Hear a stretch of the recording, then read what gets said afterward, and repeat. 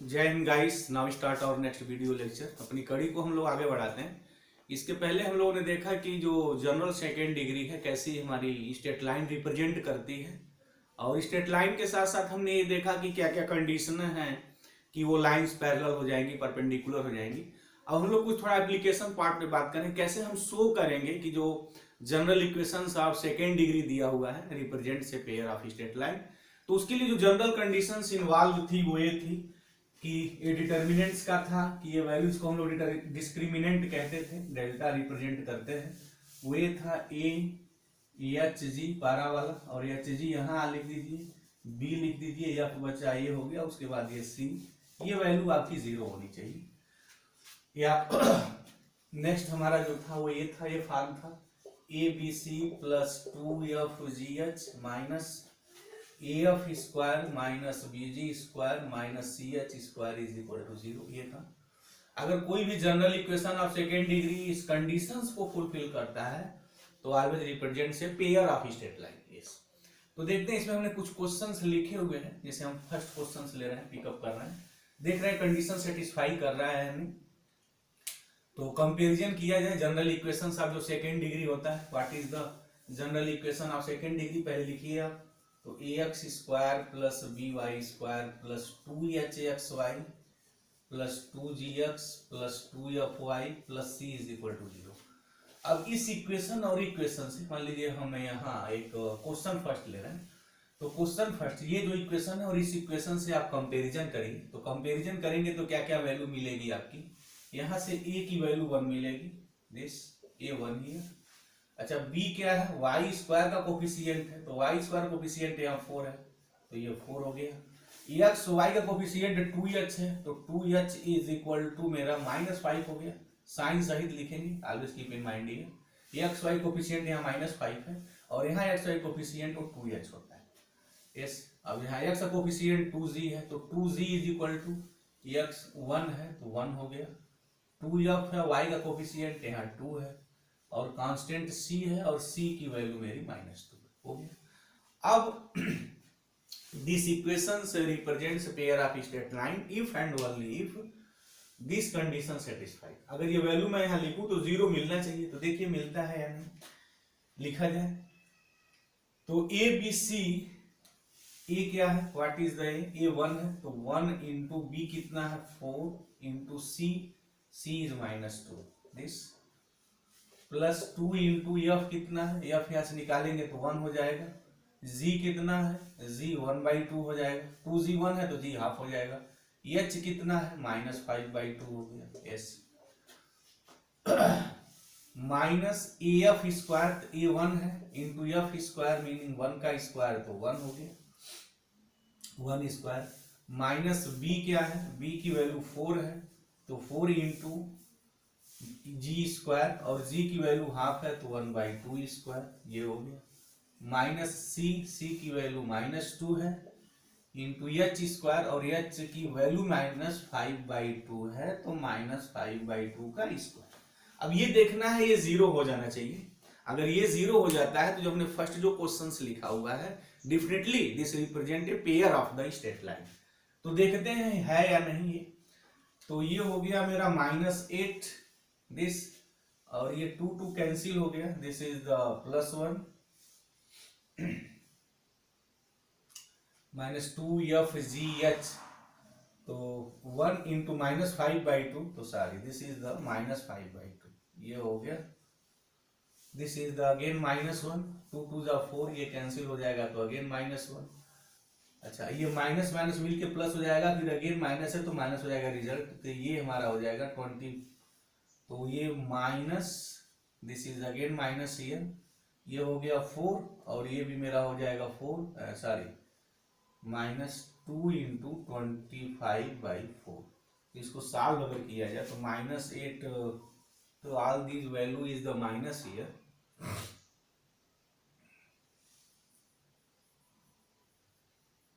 जी F, ठीक है, -AG-AF।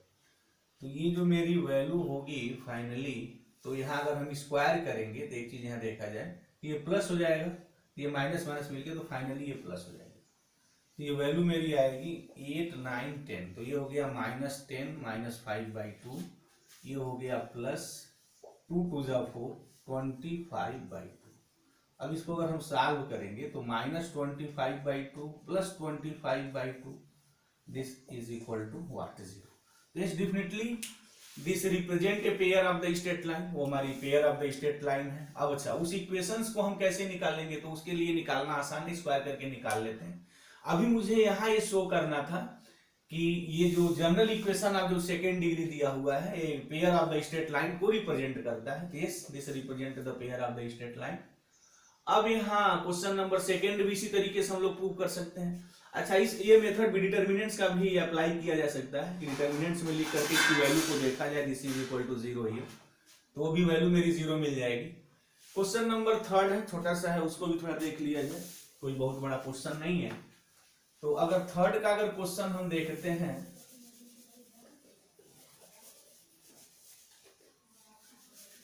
Question third अगर पिकअप किया जाए, मतलब इसको अगर प्रूफ करना हो, proof that represent a pair of straight line, तो कैसे प्रूफ करेंगे भाई?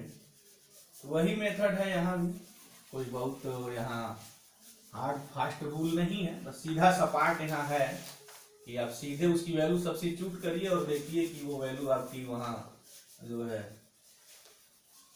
0 मिल रही है या नहीं। निकालते हैं, देखते हैं क्या क्या है। एच की वैल्यू यहाँ क्या है, पहले ये कंपेरिजन कर लेते हैं। अगेन इस इक्वेशन से और इक्वेशन से कंपेरिजन अगर किया जाए तो ए की वैल्यू हमारी 3 आएगी, यहाँ से बी की वैल्यू व्हाट, यहाँ बी स्क्वायर, यहाँ है बी -3 हो गया, और जो एक्स वाई का कोफिशिएंट होता है 2h, और यहाँ कोफिशिएंट 8 है तो 8 हो गया है। एक्स का कोफिशिएंट 2z, तो 2z, और यहाँ x गायब है तो फिर ये 0 हो गए। y के कोफिशिएंट 2f होते हैं और यहाँ भी y गायब है, 0, कांस्टेंट भी गायब है तो c 0, ये सब 0 0 हो गया। तो फिर दिस क्वेश्चन इज इजी। तो कैलकुलेशन जब कम करना पड़ता है तो फिर वो इजी का क्या कह सकते हैं उसको, मतलब ये कह सकते हैं कि लेंदी नहीं है, इजी और टफ तो अलग हो गए। तो फिर चलते हैं यहाँ क्या कंडीशंस है, यही कंडीशंस है, ABC प्लस ये value ABC plus 2FGH minus AF square minus VG square minus CH square, इसकी वैल्यू 0 आनी चाहिए। तो देखते हैं इसकी वैल्यू 0 आती है या नहीं। तो ABC, A क्या है हमारा 3 है, तो 3, B भी 3 है -3 ऑफ कोर्स, अच्छा C 0 है तो फिर सबको 0 कर देगा, तो ABC 0, 2FGH, तो फिर G भी 0 है तो फिर ये भी 0 हो जाएगा, वैल्यू लिख के देख लिया जाए। 2FGH और 2F की वैल्यू मेरी 0 आई है, 0 इंटू G की वैल्यू कितनी आई, अगेन 0, और H की वैल्यू यहाँ कितनी है 4 है, माइनस AF स्क्वायर, A की वैल्यू मेरी कितनी है 3 है, F 0 है तो फाइनली 0 हो जाएगा, जब 0 का मल्टीप्लीकेशन होगा तो सबको पता है। VG स्क्वायर, B की वैल्यू मेरी कितनी है -3 है, और G की वैल्यू 0 है तो फिर ये भी 0 हो जाएगा, और CH स्क्वायर, C 0 H 0 तो दैट इज 0, तो सारी वैल्यू मेरी 0 हो जाएगी। यस, तो again this represent a pair of the straight line, ये भी एक pair of the straight line हमारा रिप्रेजेंट करता है। अच्छा, इससे भी हम लोग निकाल सकते हैं कि वैल्यू लिखें तो, अच्छा ये थोड़ा हमें लगता है कि ये ऐसे कैलकुलेशन से अगर डिटर्मिनेंट्स पता है कैसे निकालते हैं, हालांकि वो भी आसान है, कोई बहुत बड़ी चीज नहीं है, तो वो इजी कैलकुलेशंस है। तो मुझे उम्मीद है कि ये जो क्वेश्चंस है ये क्लियर हो गया होगा। अच्छा, अगर अब आपसे कोई पूछे कि इनके बीच अगर ये पेयर ऑफ लाइंस अगर रिप्रेजेंट करते हैं तो what is the angle between these two lines, कि उस लाइंस के बीच हम एंगल कैसे निकालेंगे, तो ये हमने जो फार्मूला निकाला था हम लोगों ने कि tan theta is equal to what, tan theta is equal to 2 under root h square minus AB upon a plus b। अगर ये देखा जाए दिस, तो क्या एंगल होगी, जैसे मान लीजिए हम यहाँ लाइन 3 ले रहे हैं, लाइन 3 के बीच मतलब जो पेयर ऑफ जो स्ट्रेट लाइन इक्वेशंस 3 ये जो रिप्रेजेंट कर रहा है, अगर इनके बीच एंगल थीटा है तो थीटा कैसे निकालेंगे, तो tan theta is equal to this 2 under root h square की वैल्यू कितनी होगी, यहाँ h की वैल्यू जो हो जाएगी 4, तो h square is equal to 16 minus AB, अगर माइनस AB के साथ दिया जाए तो 3 3 माइनस पे हम +9 हो जाएगा, this upon A plus B कितना हो जाएगा 3 माइनस 3 दिस, तो ये तो हो जाएगा 2 इंटू 5/0 दिस, यानी 10/0 हो जाएगा। और tan थीटा अगर ऐसे वैल्यू आती है ना 1/0 10/0 दिस, मतलब वो इन्फिनिटी, तो थीटा इज इक्वल टू कितना हो जाएगा, दिस इज द π/2। मीनिंग हमारी ये हो गई कि ये जो पेयर ऑफ स्ट्रेट लाइन है these are perpendicular to each other, ये दिया हुआ। वैसे भी परपेंडिकुलर के लिए खासियत थी, कंडीशंस थी जिसको हम लोगों ने डिस्कस किया था। अगर a plus B is equal to 0 हो जाए तो definitely this represent perpendicular lines, और H square is equal to अगर ए बी हो जाए तो this represent what, this represent parallel lines. तो अगर एच स्क्वायर, अगर वो ये मतलब ऐसा नहीं है, लिसनर इस चीज को थोड़ा ध्यान देंगे तो बिगिनर स्टूडेंट बड़ा कंफ्यूज रहता है, कि वो ए प्लस बी अगर 0 दिखाई दे देता है तो समझता है कि वो परपेंडिकुलर लाइंस है, H square is equal to A B है तो पैरेलल लाइंस है। तो यहाँ हम थोड़ा एक सलाह देना चाहेंगे जो बिगिनर स्टूडेंट है बेसिकली, खासकर जब भी वो पेयर ऑफ मतलब general equations of second degree का इक्वेशंस गिवन हो और परपेंडिकुलर पैरेलल की बात आए ना, तो पहले ये मत चेक करिए, पहले ये चेक करिए कि general equation of the second degree है वो लाइंस रिप्रेजेंट करता है या नहीं। क्योंकि आगे जैसे जैसे हमारी ये थ्योरी आगे बढ़ेगी इस टॉपिक की, कोऑर्डिनेट ज्योमेट्री की, तो हम लोग सर्किल पढ़ाएंगे, हाइपरबोला पढ़ाएंगे, इलिप्स पढ़ाएंगे, तो वहां भी सेकेंड डिग्री इक्वेशंस होगा। सेकेंड डिग्री इक्वेशन सर्किल भी हो सकता है, तो पहले टेस्ट करना होगा कि सेकेंड डिग्री जो इक्वेशंस दिया हुआ है कि वो स्ट्रेट लाइन रिप्रेजेंट कर रहा है या नहीं। अगर वो लाइन नहीं रिप्रेजेंट कर रहा है तो फिर तो परपेंडिकुलर पैरेलल की वहां बात ही नहीं होगी। तो पहले टेस्ट करेंगे कि वो लाइन रिप्रेजेंट कर रहा है, उसके बाद तब a प्लस बी और H square is equal to A B देखेंगे, और जो पैरेलल और परपेंडिकुलर की कंडीशंस है, अगर दो लाइंस अगर गिवन है तो फिर पैरेलल कैसे होता है, परपेंडिकुलर कैसे होता है। जैसे यहाँ है a प्लस बी, अगर सीधे देखा जाए तो ताबड़तोड़ फैसला हो जाएगा, a plus be definitely this is the 0 here.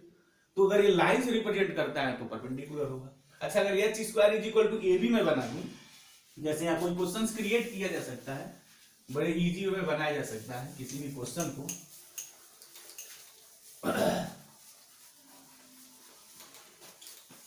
अगर उसको बनाने की बात हो तो उसके लिए मैं एक थोड़ा ट्रिक की यहाँ बात करूंगा कि कैसे कोई बिगिनर स्टूडेंट भी क्वेश्चंस क्रिएट कर सकता है और क्वेश्चन बड़े इजी वे में वो बना सकता है, उसकी थोड़ा यहाँ हम बात कर रहे हैं।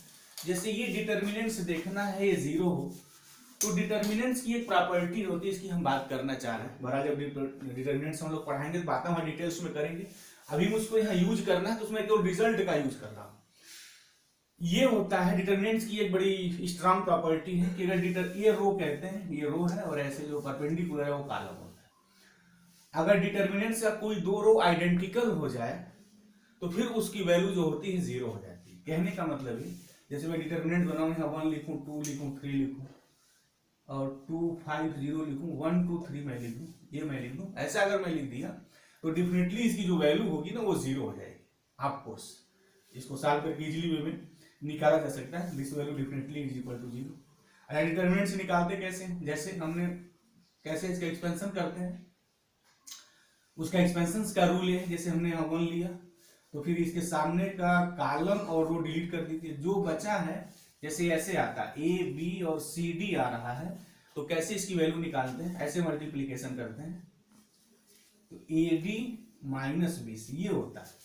जैसे 1 हो गया तो कैसे एक्सपेंशन करते हैं, मेथड क्या है, रूल क्या है, कॉलम और रो डिलीट करिए, क्या बचा 5 0 और 2 3 मल्टीप्लाई इसमें करिए, 3 5 15 माइनस 2 0, ये हो गया। प्लस माइनस प्लस, ऐसे हमारा रूल चलता है, ये हो गया। फिर उसके बाद -2 कॉलम डिलीट और रो डिलीट, ये और ये बचा, ये 3 2 6 अगेन दिस इज द -0। उसके बाद +3 ये ले लिया। अब इस एलिमेंट के सामने का रो और कॉलम डिलीट करिए, क्या बचा 2 5 बचा, 1 2 बचा। अब निकालिए, मल्टीप्लाई करिए, 2 2 4 -5 कैलकुलेट कर लीजिए, ये हो गया मेरा 15 और ये हो जाएगा -12 और ये हो जाएगा मेरा -3। Definitely this is equal to 0 हो गया। एक बड़ा खूबसूरत ये रिजल्ट है डिटर्मिनेंट्स का। अगर कोई 2 रो और 2 कॉलम आइडेंटिकल हो जाए तो डिटर्मिनेंट्स की वैल्यू हमेशा 0 हो जाती है। अब इसका यूज करके कोई भी स्टूडेंट एक क्वेश्चन को क्रिएट कर सकता है। कैसे क्रिएट कर सकता है, देखें, ये 0 होना चाहिए, तो पहला एक डिटर्मिनेंट्स का वो रिजल्ट आप यूज करिए, इसकी कोई 2 रो आप सेव करिए। तो कैसे आप सेव करेंगे, सारी यहाँ छूट गया था, ये अब होता है यस,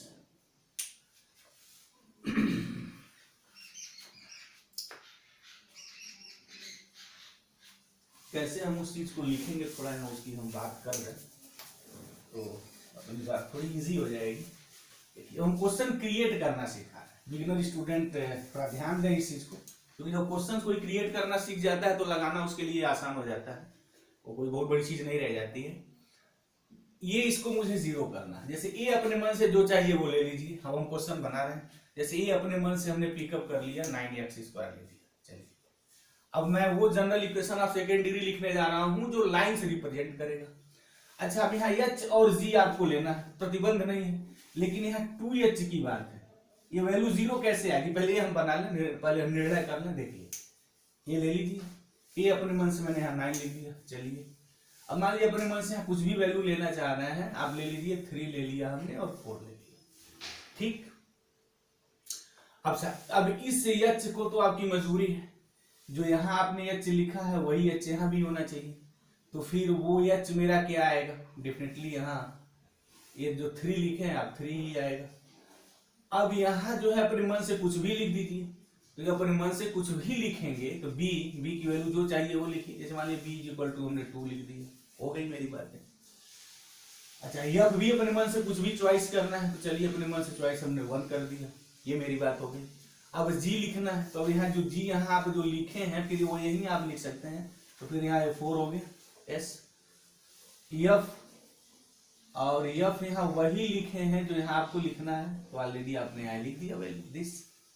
अच्छा, c की वैल्यू क्या है, अपने मन से आपको फ्री है चॉइस करने के लिए, जो भी चॉइस करें, लेकिन अब यहाँ ऐसी चीजों को मुझे चॉइस करना है ना कि वो वैल्यू मेरी क्या हो जाए, दिस इज द 0। तो मान लीजिए हम यहाँ कोई वैल्यू 4 ले लेते हैं, 1 ले लेते हैं या 0 ही ले लेते हैं, कोई फर्क नहीं। अब अगर इसकी वैल्यू, अब यहाँ वैल्यू सब्स्टिट्यूट करिए, h की जगह वैल्यू क्या लिखी है क्या नहीं लिखी है। अगर ये वैल्यू 0 हो गई तो डेफिनेटली उसको 0 होना ही पड़ेगा। तो उसके लिए कैसे बनाए, जैसे देखिए अभी हम बना दे रहे हैं ताबड़तोड़। यहाँ अपने मन से मैंने 1 2 3 ले लिया, राइट। अब यहाँ क्या करना है कि मुझे यहाँ 2 लेना है, यहाँ से 2 से मल्टीप्लाई करें, यहाँ तो आप फ्री हैं लेने के लिए। देखिए अब इस इक्वेशंस में यहाँ जो लिखा है ना उससे मल्टीप्लाई कर दिया, हमने मान लिया मल्टीप्लाई कर दिया, यहाँ 2 हो गया, 2 2 जा 4 हो गया, अब यहाँ 2 3 जा 6 हो गया। अच्छा, अब जी यहाँ क्या आएगा, यहाँ जो था तो यहाँ उतार दीजिए। एफ क्या है, एफ मेरा ये है, तो यहाँ 6 उतार दीजिए, कोई फर्क नहीं। और सी अपने मन से जो चाहिए वो ले लीजिए, कोई फर्क नहीं पड़ता। मान लीजिए हमने 2 0 2 1 ले लिया, डेफिनेटली अब बना लीजिए। आप कैसे बनाएंगे देख लीजिए, ये मेरा ए है तो यहाँ पिकअप कर दीजिए इक्वेशन से। अच्छा चलिए, 2gx + 2fy + c this is equal to 0, देख लिया जाए। 1x² हो गया, h यहाँ कितना है, दिस इज द h 2। अच्छा, by² पहले लिखना है, b कितना है, व्हाट इज द b, ये मेरा b होता है दिस, तो b मेरा यहाँ हो गया 4y² s। 2hxy, h कितना है, हमने 2 लिखा हुआ है, तो 2 2 से मल्टीप्लाई करेंगे तो ये हो गया +4xy प्लस g कितना यहाँ है, व्हाट इज द g, ये g होता है, g 3 है, कंपेरिजन कर लिए, दिस इज द g 3 है, तो कितना हो जाएगा 2g मतलब 6x हो गया। f कितना है, f 6 होता है, ये मेरा हो गया 12y। c कितना है, constant, +2 0 2 1 is equal to 0। Definitely this is represent a pair of the straight line. अब बन गया, ऐसे लिख दीजिए। ऐसे किसी को भी बनाया जा सकता है, जैसे मान लीजिए कि हम इनोदर अगर बनाना चाहें, हमने 3 7 9 लिख दिया। अब क्या करिए, जो 7 आपने लिखा है ना इसी से मल्टीप्लाई कर दीजिए, ये 21 कर दीजिए, ये 49 63, ये हो गया। अब कैसे लिखना है, अब जी यही आना चाहिए, तो यहाँ 9 लिख दीजिए, यहाँ 63 आना चाहिए। अब यहाँ अपने मन से कुछ भी भर दीजिए, कोई भी नंबर उठा के भर दीजिए, कोई भी फर्क नहीं पड़ता, डेफिनेटली इसकी वैल्यू 0 आएगी। अगर इस डिटर्मिनेंट की वैल्यू 0 आएगी तो डेफिनेटली इससे जो निर्मित आप सेकेंड डिग्री इक्वेशंस बनाएंगे always represent a pair of the straight line. तो ये ट्रिक है जिससे आप खुद ही ये pair of the straight line जो है डेवलप कर सकते हैं with the help of the this, इसको देख करके। और भी बहुत सारे मेथड्स हैं डिटर्मिनेंट्स के रिजल्ट को यूज करके, और सारे क्वेश्चंस क्रिएट कर सकते हैं। बहरहाल बट एक क्वेश्चन बनाने के लिए सफिशिएंट है, आप खुद ही क्वेश्चंस को क्रिएट कर सकते हैं, बना सकते हैं। तो मुझे उम्मीद है लिसनर्स की ये क्वेश्चंस बिल्कुल क्लियर हो गया होगा। अच्छा, क्वेश्चन कैसे भी बनाएंगे वो भी क्लियर हो गया होगा। अब हम लोग नेक्स्ट वीडियो लेक्चर्स में इसके कुछ क्वेश्चंस और लेंगे, उसके बाद हम लोग सर्किल जो बड़ी इंपॉर्टेंट टॉपिक है वो शुरू करने जाएंगे। तो मुझे उम्मीद है कि इसके पीछे जो लॉजिक था, कंसेप्ट था, कैसे हम क्वेश्चंस बनाएंगे और कोई क्वेश्चंस अगर दिया है तो कैसे उसको लगाएंगे, कोई बहुत टफ चीज़ नहीं है। दिस इज द इजी है। तो thank you very much guys, जय हिंद।